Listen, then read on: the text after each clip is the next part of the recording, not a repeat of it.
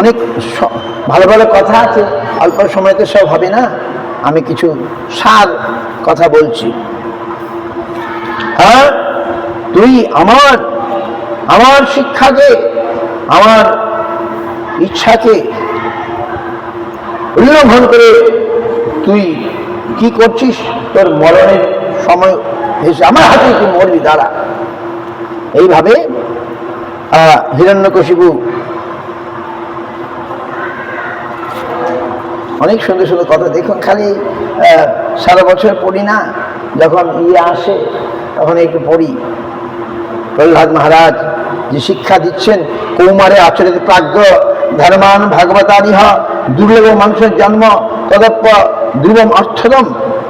প্রাজ্ঞ ব্যক্তি মনুষ্য জন্ম লাভ করে জীবনের শুরু থেকেই, অর্থাৎ বাল্যকাল থেকেই অন্য সমস্ত প্রয়াস ত্যাগ করে ভাগবত ধর্ম অনুষ্ঠান করবেন। বলবেন আমার তো আর করা হলো না, তাহলে আপনার ছেলেকে করান। আমার তো করা হলো না, ছেলেকে করাতে হবে। ছেলেও যদি ভক্ত হয়, আমরা উদ্ধার হয়ে যাবে, পিতামাতা উদ্ধার হয়ে যাবে। বুঝতে পারছেন? এটাই নিয়ম। কি বলতো জানি, আমি তো সন্ন্যাসী হতে পারলাম না, আমার ছেলেটাকে আমি সন্ন্যাসী করব, মানে ভক্ত করব, সাধু করব। কেউ ভক্ত বলেছিল, আমি শুনেছি, somebody told I can become sadhu, I can become grihastha, but I shall try to make my son sadhu. কিন্তু ভাগ্যে না থাকলে হয় না। আনন্দপ্রিয়া came from Israel, now she disappeared, no news. আনন্দপ্রিয়া বলে একটা মেয়ে এখানে এসেছিল, তার এরকম ছোট ছোট ছেলে, এদের চেয়ে একটু ছোট, এর চেয়েও ছোট। ওর ইচ্ছা একে গুরুকুলে রেখে শিক্ষা দেবে, পড়াবে। স্বামী ইসরায়েলে থাকে, সে মায়াপুরে এসেছিল, ঘর ভাড়া করলো, ছেলেকে ভর্তি করালো। কপালে না থাকলে হয় না। আমি তাকে সাহায্য করেছি অনেক, যখন আমাদের মঠ অভাবে করছে। তারপরে তখন হয়নি, তখন মায়াপুরে থাকতাম। তো আমরা চেষ্টা করলে হয় না, তবু আমাদের চেষ্টা করতে হবে। কি যেন আমাদের সন্তান যেন সাধু হয়। সাধু হলে সেও বাঁচবে, আমরাও বাঁচব। ভক্ত হয়, নাহলে অমানুষ হয়ে যাবে। ভগবানের ভক্তি না হলে মানুষ প্রকৃত মনুষ্যত্ব লাভ করতে পারে না। বুঝতে পারছেন? লিখে রাখুন, ভগবানের ভক্তি না হলে প্রকৃত মনুষ্যত্ব জাগ্রত হয় না। আমাদের প্রকৃত গুণাবলী, সৎ গুণাবলী ভগবান থেকে আসবে, সৎ চরিত্র ভগবান থেকে আসবে। ভগবান সর্বগুণের আকর, সর্বগুণ তাতে অধিষ্ঠান আছে। আমরা তার স্মরণ নিই, তার পূজন করি, তার ভজন করি, সেই সব গুণাবলী আমাতেও আসবে। এই হচ্ছে কথা, বুঝতে পারছেন? যাই হোক, প্রহ্লাদ চলতে থাকবে, এখন চলতে থাকবে, বলবো যখন আমি বলবো। তো প্রহ্লাদ মহারাজ কি বলছেন শুনুন। যে ব্যক্তি তার পরিবারের প্রতি অত্যন্ত স্নেহশীল, যার অন্তরের অন্তঃস্থল সর্বদা তাদের চিত্রে পূর্ণ, সে কিভাবে তাদের সঙ্গ ত্যাগ করতে পারে? বিশেষত স্নেহশীলা এবং সহানুভূতিশীলা পত্নী নির্জনের সঙ্গ স্মরণ করলে কে তাকে পরিত্যাগ করতে পারে?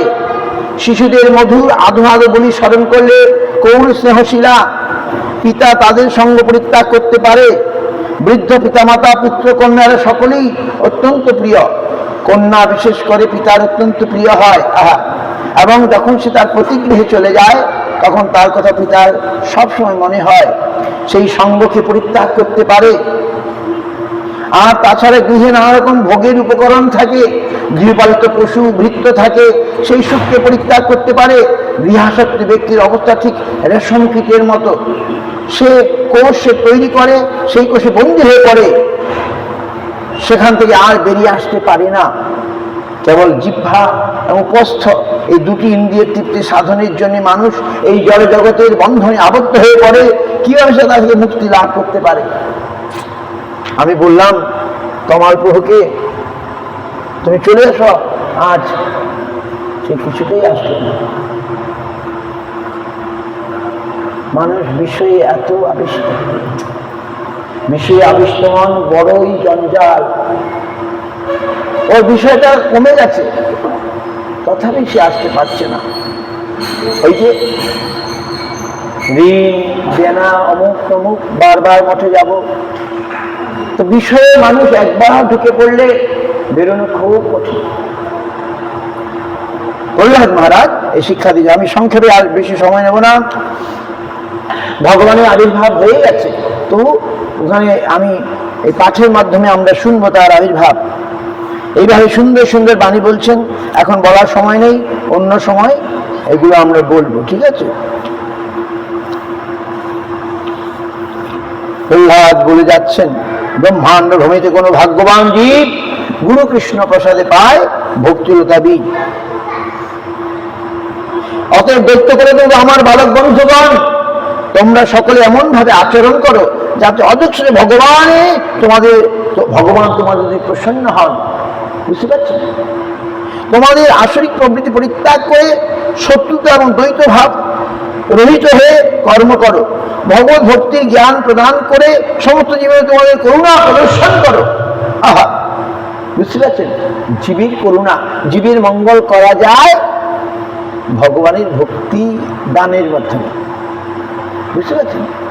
আমাদের প্রভুপাদ বলছেন, একটা জীবকে যদি মহামায়ার কারাগার থেকে উদ্ধার করতে পারো, তাহলে অনন্ত কোটি হসপিটাল করা অপেক্ষা অনন্ত কোটি পরোপকারের কাজ করা হবে। একটা জীবকে মহামায়ার কারাগার থেকে উদ্ধার করতে পারো। মানুষ এই মহামায়ার কারাগারে পড়ে নিপীড়িত হচ্ছে, নিষ্পেষিত হচ্ছে, অনন্ত দুঃখের মধ্যে ডুবে যাচ্ছে। তুমি একটা জীবকে তুলে আনো, ভগবানের ভক্ত করে দাও, তাহলে মহামায়ার নিষ্পেষণা তাকে পেতে হবে না।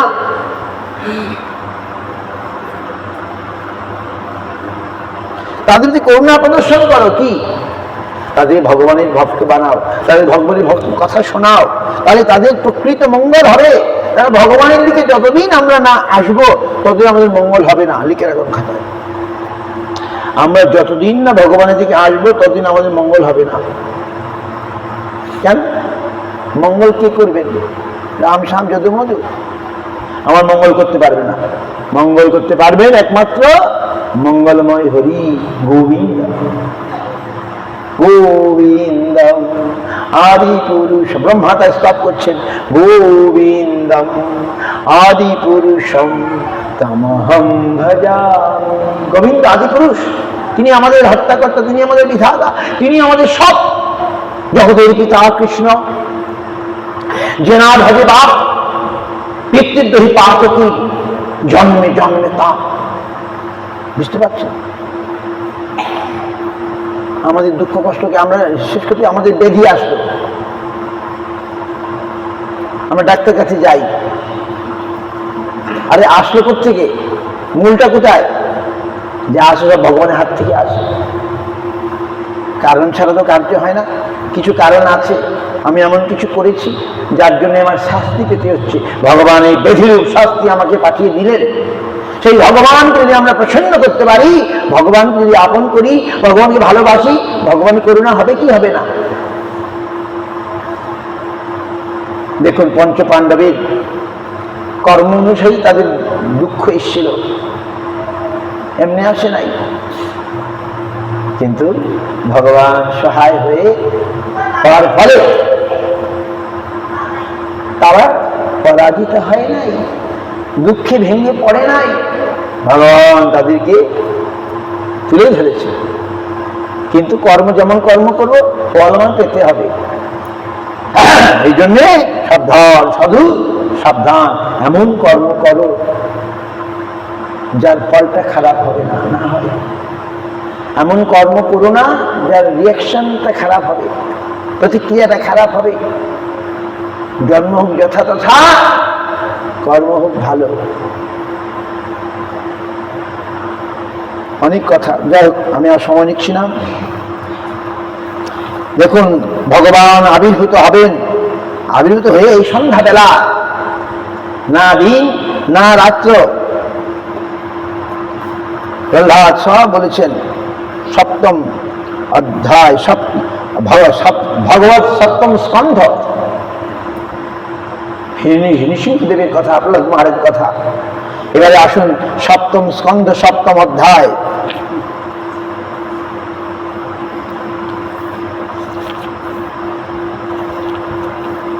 প্রহ্লাদ মহারাজ বলে চলেছেন যে আমি কি করে এই বিষ্ণু ভক্তি পেয়েছি। সখাদেরকে, তার বন্ধুদেরকে তিনি বলেই চলেছেন।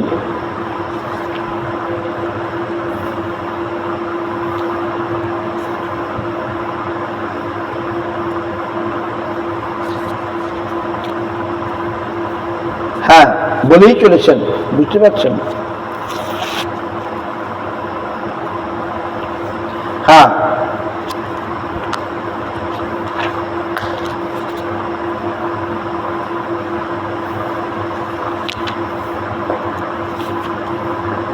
প্রহ্লাদ পিতা হিরণ্যকশিপু ক্রোধে তিনি এবারে প্রহ্লাদকে কাছে পেয়ে বলছেন, প্রহ্লাদ এইবার পেয়েছি, তুই কার বলে এত বলিয়ান হয়েছিস? তোর এই বল কোথা থেকে এসছে বল, তুই কার বলে এত বলিয়ান? হ্যাঁ, তখন প্রহ্লাদ কি বললেন? প্রভু, হ্যাঁ এই যে পেয়েছি। প্রহ্লাদ বলেন যে প্রভু, হ্যাঁ হ্যাঁ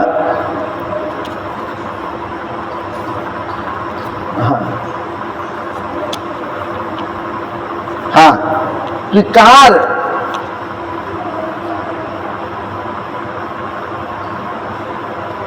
ক্রুদ্ধস্য যস্য কম্পন্তে ত্রয়োলোকমহেশ্বর তস্য মে অভিতরম মন্মূঢ় শাসনং কি বারহ।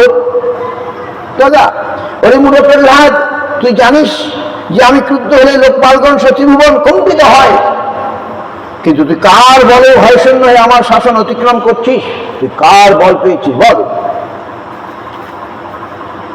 প্রহ্লাদ উবাচ নো কেবলং মে ভবতশ্চ রাজন সবৈবং বলিনাং চাপরিষাম পরে পরে ওমি শির জঙ্গমাজে ব্রহ্মাদো জন বংশ প্রণীতঃ।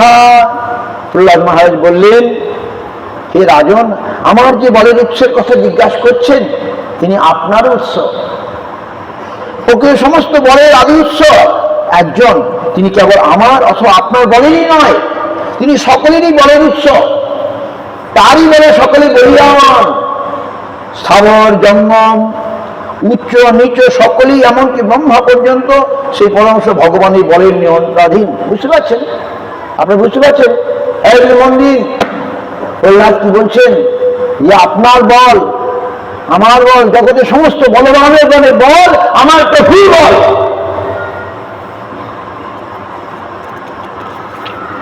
Prahlad Maharaj replying, Hiranyakashipu asking, from where you go so much strength, so much power? From where? What is the source? Prahlad Maharaj saying, not only my power, your power, every powerful person's power, everything belongs, everything coming from my Lord. His power is everything.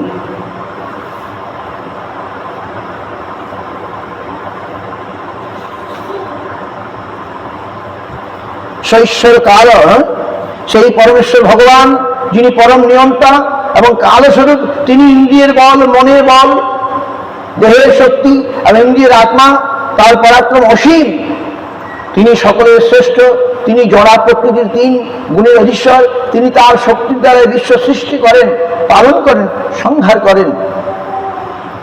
Prahlad মহারাজ বললেন, হে পিতৃদেব, দয়া করে আপনি আপনার আসল প্রবৃত্তি পরিত্যাগ করুন। আপনার হৃদয়ের শত্রু ও মিত্রের ভেদ না করে সকলের প্রতি সমভাব পোষণ করুন। অসংযত এবং বিপদগামী মন ব্যতীত এই জগতে অন্য কোনো শত্রু নাই। প্রহ্লাদ মহারাজ বলছেন, অসংযত uncontrol mind, dangerous mind is our main enemy, আমাদের প্রধান শত্রু। সর্বভূতে সমদর্শনের ফলেই পূর্ণরূপে ভগবানের আরাধনা স্তরে উন্নীত হওয়া যায়। প্রহ্লাদ মহারাজ পিতাকে উদ্দেশ্য করে বলছেন, পূর্বে আপনার মতো বহু মূর্খ ব্যক্তি তাদের দেহে সর্বস্ব অপহরণকারী 6টি শত্রুতে জয় না করে গর্বভরে মনে করেছে আমি 10 দিকস্থ আমার সমস্ত শত্রুদের জয় করেছি। আমি 10, কিন্তু যে ব্যক্তি তার সর্বরূপে জয় করেছেন এবং সমস্ত জীবের প্রতি সমদর্শী, তার কোনো শত্রু নেই।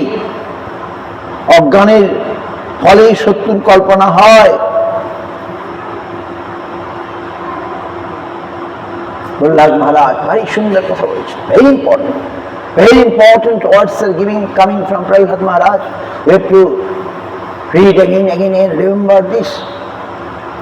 Now হিরণ্যকশিপু বলছেন, হরি মূর্খ, তুই আমার মহিমা খর্ব করে নিজেকে জিতেন্দ্রিয় বলে গর্ব করছিস, এটি তোর অতি বুদ্ধিমত্তা। তাই আমি বুঝতে পারছি যে আমার হলে তোর মূলবার ইচ্ছা হয়েছে। কারণ মরণাপন্ন ব্যক্তি এইভাবে অর্থহীন কথা বলে, অসুরের মতো কথা বলে, প্রহ্লাদ ভক্তের মতো কথা বলেছে। আহা, কি বললেন Prahlad? Prahlad told, who is not controlling his 6 রিপু, কি বলে?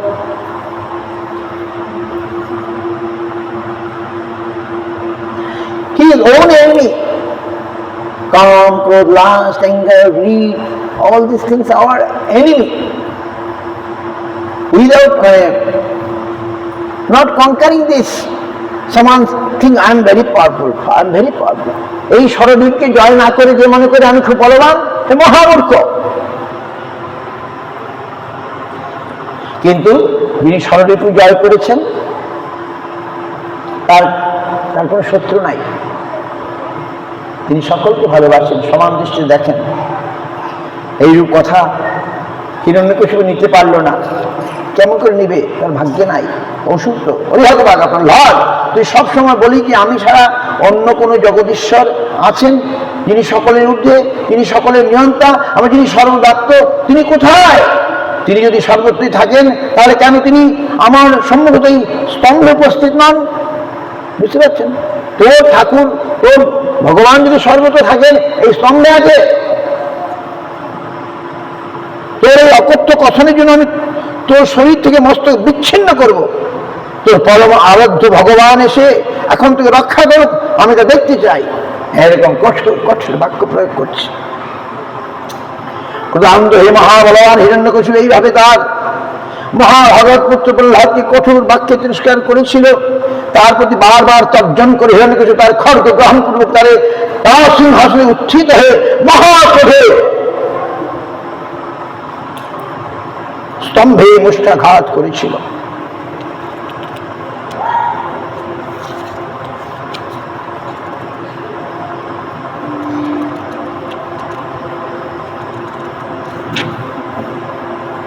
তখন সেই স্তম্ভ থেকে ভয়ঙ্কর ধ্বনি উত্থিত হয়েছিল, যার ফলে মনে হয়েছিল ব্রহ্মাণ্ডের আবরণ বিলীন হয়েছে। হে যুধিষ্ঠির, সেই শব্দ ব্রহ্মা আদিদেবতাদের ধামে পৌঁছেছিল এবং তার সঙ্গে তারা মনে করছিল হায় আমাদের গ্রহলোক বুঝি বিনষ্ট হয়ে গেল। প্রচন্ড শব্দ, ভাবতে তার তো বল বজ্রের মতো সুমুষ্টির আঘাত।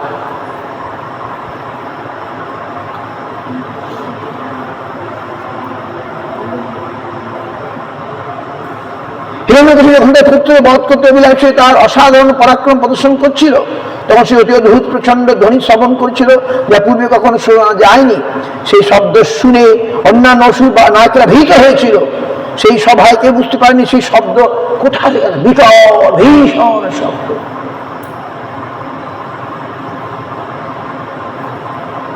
হিরণ্যকশিপু যখন সেই শব্দের উৎস অন্বেষণ করে চতুর্দিকে দেখছিল, তখন সেই স্তম্ভের মধ্য থেকে ভগবানের সেই অদ্ভুত রূপ বহির্গত হতে দেখছিল, যে মানুষ নয়, সিংহ নয়। অত্যন্ত আশ্চর্য হিরণ্যকশিপু ভেবেছিল এই প্রাণটি কি অর্ধেক মানুষ, অর্ধেক সত্যং বিধাতুং নিজ ভৃত্য ভাষিতং ব্যক্তিং চ ভূতিস্য অখিলেষু চাত্মান অদৃশ্যতাত্মভূত রূপমহ মূর্বমুদ্বহন স্তম্ভে শয়ন মৃগন মানুষম। আহা,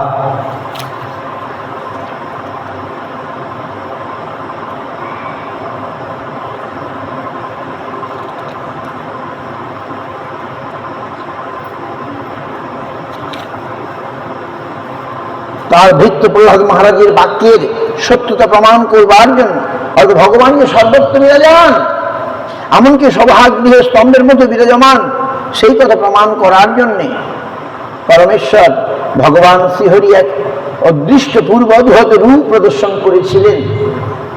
সেই রূপটি ছিল না মানুষের, না সিংহের। এইভাবে ভগবান এক অদ্ভুত মূর্তিতে সভাগৃহে আবির্ভূত হয়েছিলেন।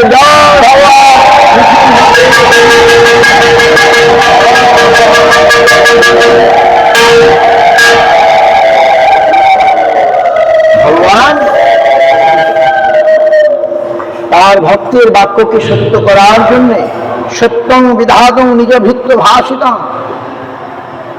ভক্ত যে বলেছে আমার প্রভুই সব, তিনি সর্বত্র বিরাজমান। ভগবান সেই স্তম্ভ থেকে না সিংহ না মানুষ, ভীষণ আকারে প্রকাশিত হয়েছিলেন। ওখানে রাখুন, সে প্রকাশিত হয়েছিলেন। আর সেই তখন হিরণ্যকশিপু তার সম্মুখে দণ্ডায়মান নরসিংহরূপে ভগবানকে দর্শনকে বিচার করার চেষ্টা করে। তিনি কে? তার সেই রূপ অত্যন্ত ভয়ঙ্কর, তার প্রধান্বিত নরেন্দ্র উত্তপ্ত স্বর্ণের মতো উজ্জ্বল, তার দীপ্ত কেশর, তার ভয়ঙ্কর মুখমণ্ডল বিস্তার করেছে, তার দন্তপঙ্ক্তি ভয়ানক, এবং তার ক্ষুরধার জিহ্বা খড়গের মতো চঞ্চল, তার উন্নত কর্ণযুগল নিশ্চল, এবং তার মুখ ও নাসিকা বিবর পর্বতের গুহার মতো, তার হনুদের ভয়ঙ্কর বিদীর্ণ, এবং তার শরীর আকাশকে স্পর্শ করছে। তার গ্রীবা রস্য স্থূল, বৃক্ষ বিশাল, উদর কৃষ, এবং তার দেহের লোম চন্দ্রকিরণের মতো শুভ্র। তার অসংখ্য বাহু সেনাবাহিনীর মতো চতুর্দিকে বিস্তৃত হয়ে শঙ্খ চক্র গদাপদ্ম অন্যান্য স্বাভাবিক অস্ত্রের দ্বারা দৈত্য দানব নাস্তিকদের বিনাশ করে। ভগবান এরকম ভাবে তখন হিরণ্যকশিপু লড়াই করতে লেগে গেল। যেমন পতঙ্গ অগ্নিতে পতিত অদৃশ্য হয়, তেমনি হিরণ্যকশিপু যখন তেজময় ভগবানকে আক্রমণ করেছিল তখন সে অদৃশ্য হয়ে গিয়েছিল। তা মোটেই আশ্চর্যজনক নয়, ভগবান সর্বত্র শুদ্ধ সত্যে অবস্থিত। পূর্বে সৃষ্টির সময় তিনি অন্ধকারে ব্রহ্মাণ্ডে প্রবেশপূর্বক তার চিন্ময় জ্যোতির দ্বারা সেই অন্ধকার বিনাশ করে ব্রহ্মাণ্ডকে আলোকিত করেছিলেন। এইভাবে যুদ্ধ হলো, লড়াই হলো, করতে করতে কি হলো, ভগবান তখন কি করলেন, এই সন্ধ্যাবেলা না দিনে না রাতে, না ঘরে না বাইরে, দুয়ারের মধ্যে এনে, না জলে না স্থলে, নিজের উরুর উপরে রেখে, না কোনো অস্ত্রের দ্বারা, নিজের নখের দ্বারা হিরণ্যকশিপুর বক্ষকে বিদীর্ণ করে দিলেন। করে সেই নারী ভুঁড়ি সব নিয়ে মাথায় মালার মতো পড়লেন, গলায় মালার মতো পড়লেন। আর ভীষণ ক্রোধ, তার ছুঁড়ে ফেলে দিলেন তাকে। তার ভীষণ ক্রোধ আর যাচ্ছে না। ব্রহ্মা লক্ষ্মী দেবী, যারা ভগবানের কত প্রিয়, বিষ্ণু প্রিয়, তারা আজ ভয় পাচ্ছেন, তারা কেউ যেতে পারছেন না। তখন ব্রহ্মা বললেন, বাবা প্রহ্লাদ তুমি যাও। প্রহ্লাদ যখন গেলেন, ভগবান তখন তাকে অত্যন্ত আদরের সঙ্গে, স্নেহের সঙ্গে তাকে তুলে নিলেন। হ্যাঁ, উগ্র অপনুগ্র ইবাংশ ভক্তানাং কেশরী কেশরীব সোপেত্তা নামা নেশাম বিক্রম, যাহার যিনি কেশরী যেরকম উগ্র বিক্রম হয়েও স্বীয় সন্তানদিগের প্রতি অনুগ্রহ, নৃসিংহদেব সেই হিরণ্যকশিপু প্রভৃতি অসুরদিগের প্রতি উগ্র হলেও প্রহ্লাদের স্বভক্ত স্নেহপূর্ণ। প্রহ্লাদের প্রতি তার কোনো রাগ নেই। প্রহ্লাদ তাকে স্তব করলেন, সাষ্টাঙ্গ দণ্ডবোধ করলেন, ভগবান তার প্রসন্ন হলেন।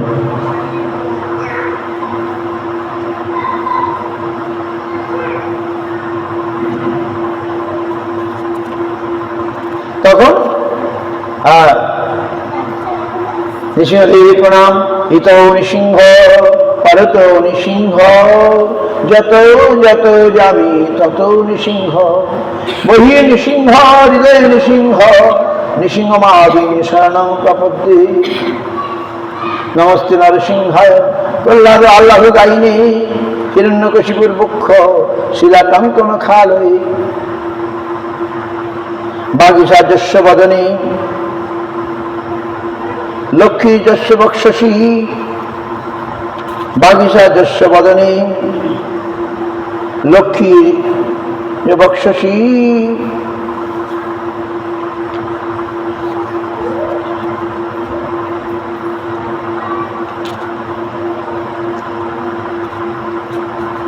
সেই নৃসিংহদেব বাগীশা যস্য বদনে লক্ষ্মী যস্যতে বক্ষসি, যস্যাস্তে হৃদয়ের সংবিত তত নৃসিংহ মাহু ভজে।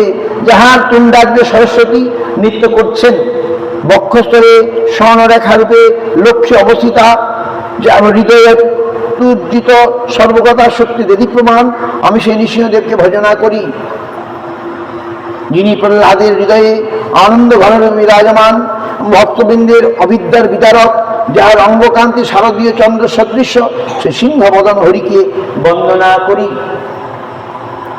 তখন ভগবান নৃসিংহদেব প্রহ্লাদকে বলেন, বাবা তুমি কি বর চাও বলো, তখন আমি বর দিতে চাই। প্রহ্লাদ বললেন, না না, আমি কি বর চাই?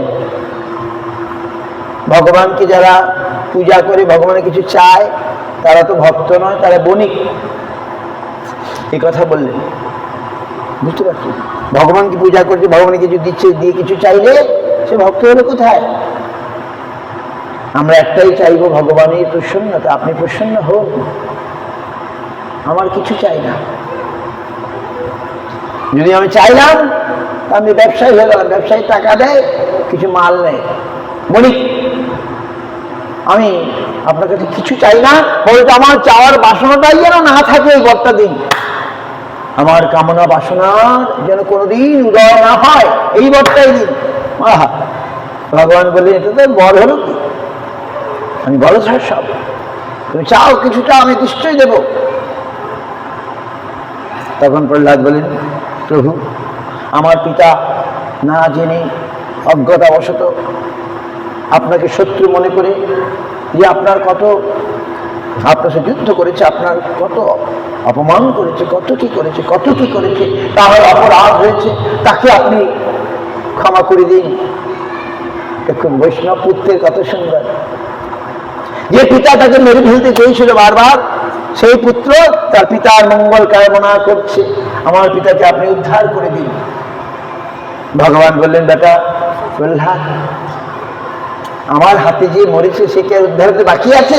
হ্যাঁ, যে কুলে বৈষ্ণবের জন্ম হয় তার 21 কুল উদ্ধার হয়ে যায়। তুমি যে কুলে জন্মেছ 21 কুল উদ্ধার হয়ে গেছে প্রহ্লাদ। এইভাবে প্রহ্লাদের মহিমা আমরা দেখতে পাই। এখন প্রশ্ন হচ্ছে, এই ভগবান নৃসিংহদেব অন্ধ্রপ্রদেশে আবির্ভূত হয়েছে। অহবিলম অহবিলম ভগবান জীবন শক্তি প্রদর্শন করেছেন থেকে দেবতারা বলতে আরম্ভ করলো, অহবিলম বহুবিলম, এত বল, এত বল, মহাবল, এত বল। সেই থেকে জায়গাটার নাম হয়ে গেছে অহবিলম।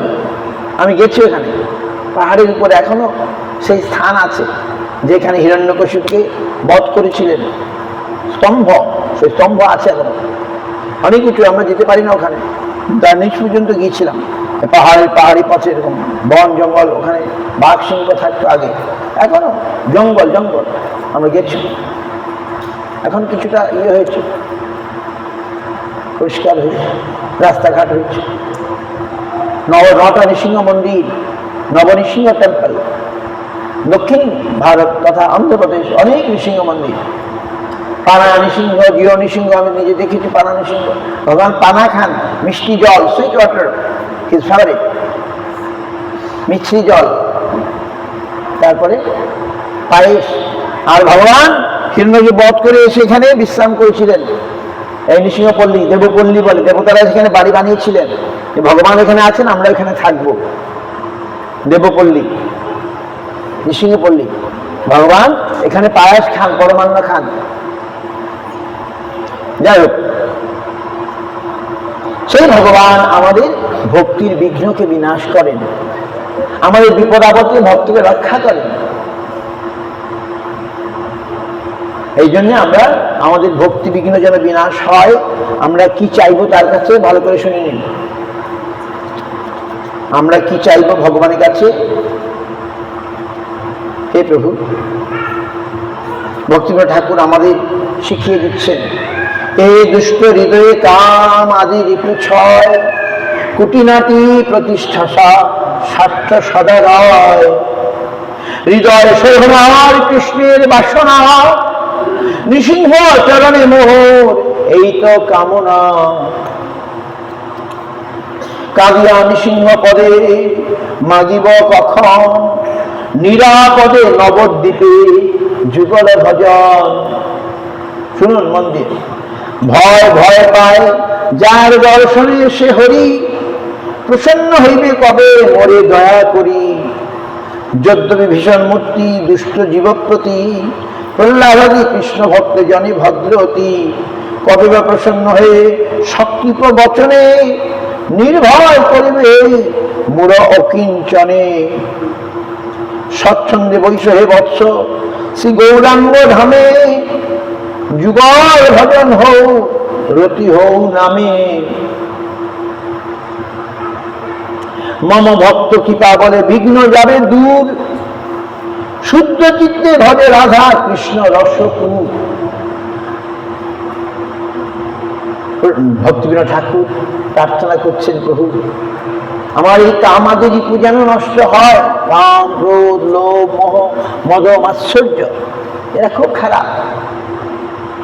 হে প্রভু, কুটিনাটি, কপটতা, প্রতিষ্ঠা, আশা, সঠতা, স্বার্থ, এগুলো আমার মধ্যে আছে, এগুলো যেন নষ্ট হয়ে যায়। প্রভু হৃদয় শোধন করে দাও, আর কৃষ্ণ লাভ করতে পারি, কৃষ্ণ পেতে চাই, এই তো আমার প্রার্থনা নৃসিংহ চরণে। আমি কেঁদে কেঁদে কাঁদিয়া নৃসিংহ পদে মাগিব কখন, নিরাপদে নবদ্বীপে যুগল ভজন। I want to worship Radha Krishna in Nabadwip, Radha Krishna মিলনে Gaur Hari. I want to worship in Nabadwip. ভয় ভয় পায় যার দর্শনে সে হরি, প্রসন্ন হইবে কবে মরে দয়া করি। ভয় যাকে ভয় পায়, when he will be merciful to me, he will be satisfied. যত ভীষণমূর্তি দুষ্ট জীবের প্রতি নৃসিংহ, যখন কি নাম, কাজী যখন মৃদঙ্গ ভেঙেছিল, সে কাজীর মুখের উপরে স্বপ্নে ভগবান নৃসিংহদেব, তোর মৃদঙ্গ বদলে এবারে বক্ষ বিদীর্ণ করে দেবো বেটা, তুই মৃদঙ্গ ভেঙেছিস, এবারে তোর বক্ষটা আমি বিদীর্ণ করব। কাজী সেই থেকে ভয়ে বলে আর কোনোদিন ভাঙবো না, আর কোনোদিন বাধা দেবো না। ভক্ত হয়ে গেল চাঁদ কাজী। কবে তিনি আমাকে এই গৌরধামে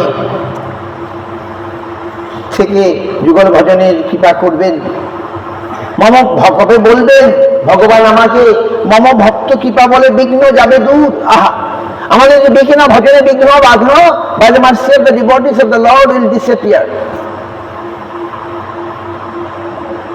এই জন্য প্রহ্লাদের পূজা, আজকে পূজার আগে কার পূজা করতে হবে? আহা, ভুলে গেলাম তো বলতে, প্রহ্লাদের পূজা করতে হবে। নৃসিংহদেবের পূজা করার আগে, before worshipping Narasimhadev, we have to worship Prahlad Maharaj. জয় প্রহ্লাদ মহারাজ, আপনি প্রসন্ন হন। মম ভক্ত কৃপা করে বিঘ্ন যাবে দূর, আমার ভক্তের কৃপাতেই বিঘ্ন দূরে চলে যাবে। শুদ্ধ চিতে ভবে রাধা কৃষ্ণ রসপ্রিয়। ভগবান বলছেন, এই বলি কবে মোর মস্তক উপর শির শ্রীচরণ হর্ষে ধরিবে ঈশ্বর। Then he will put his feet in my head. অমনি যুগল প্রেমে সাত্বিক বিচারে ধরায় রুটিব আমি সিংহদ্বারে। আমি কবে সেই প্রেম লাভ করব আর নৃসিংহের চরণে আমি লুটালুটি গড়াগড়ি যাব। এইভাবে ভক্তিবিনোদ ঠাকুর আমাদের শিখাচ্ছেন।